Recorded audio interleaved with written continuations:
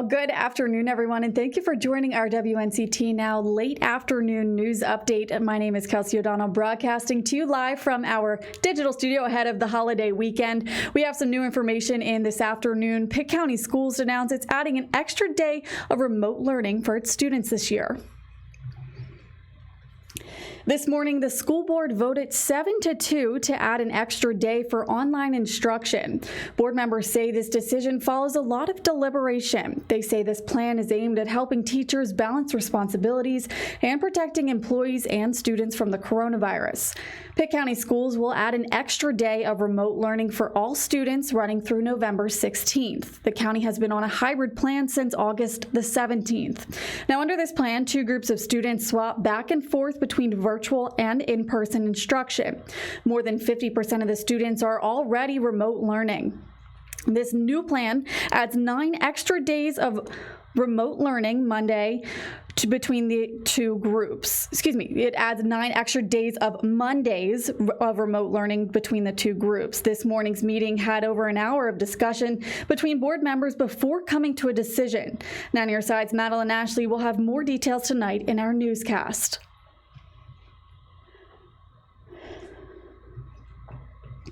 And happening today, North Carolina will move into phase 2.5 of reopening of the state. That means gathering limits increase to 25 people indoors and 50 outdoors. Playgrounds can now reopen, but you still need to practice social distancing at any park. Museums and aquariums can open at 50% capacity, and gyms can also legally open at 30% capacity. The state is also including children as young as 5 years old in on its mask mandate. Those changes go into effect at 5 o'clock today. Phase 2.5 comes at a time when coronavirus cases are still rising across North Carolina. Right up here on your screen, this is the most up-to-date information with regards to coronavirus cases here in the state of North Carolina. More than 172,000 people have tested positive. That first bullet right up there on the screen. The second one down is the statewide death toll, which has surpassed 2,800. And the third one now, this is a positive note. Nearly 146,000 people have recovered. It's a similar case across the east. Pitt County confirms 3,667 total cases. In Onslow County, 15 people have died, while more than 1,500 have tested positive. 824 cases and 20 deaths are reported in Lenoir County.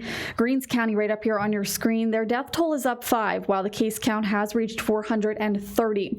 New cases are also announced in Craven, Carteret, and Pamlico counties. When 9 on Your Side's digital updates return, we'll talk heat safety and what you need to know about mail-in ballots for this year's election. Stay with us. We'll be right back.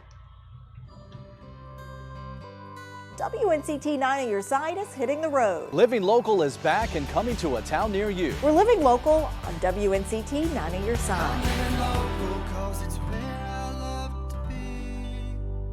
9 on Your Side reporters are all across the east and in your neighborhood. In Tarboro. In Kinston. In Greenville. At Atlantic Beach.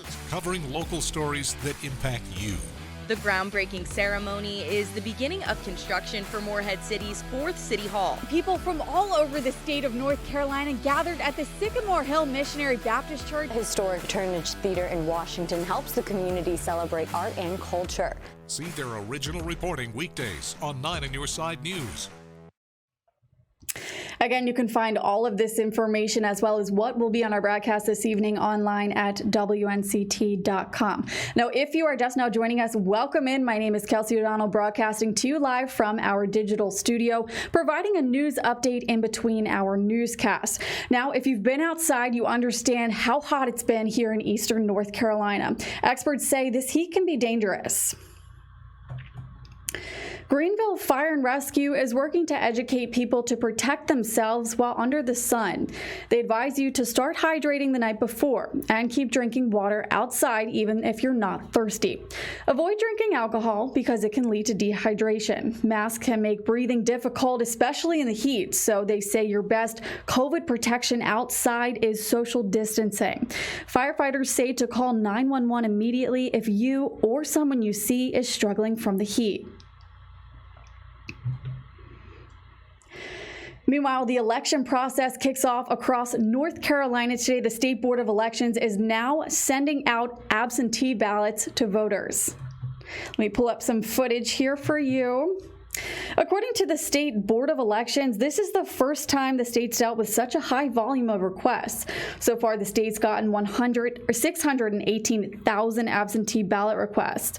Typically, 4 to 5% of ballots in North Carolina elections are absentee, but this year, on the other hand, election board members expect that number to be about 30 to 40%. Officials say they're 100% confident everyone will get their ballots. They just ask for patience. If you consider that we're ready to roll out with over 600,000 requests, we'll continue to go through that process. That was Karen Brinson Bell, Executive Director of the North Carolina State Board of Elections. She says the board will launch a ballot tracking tool in the next few days. You'll be able to monitor your ballots through the election process.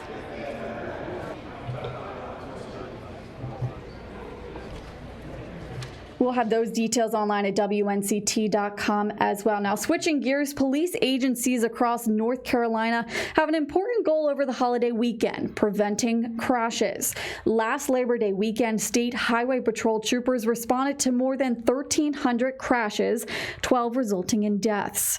One thing they advise is preparation.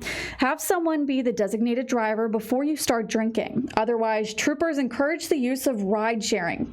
Also, be ready with alternative routes when you get where you want. Stay at the speed limit, avoid distractions, and put some space between you and your car and the driver in front of you. Last year during the Labor Day holiday, the State Highway Patrol alone reported 12 fatalities across the state.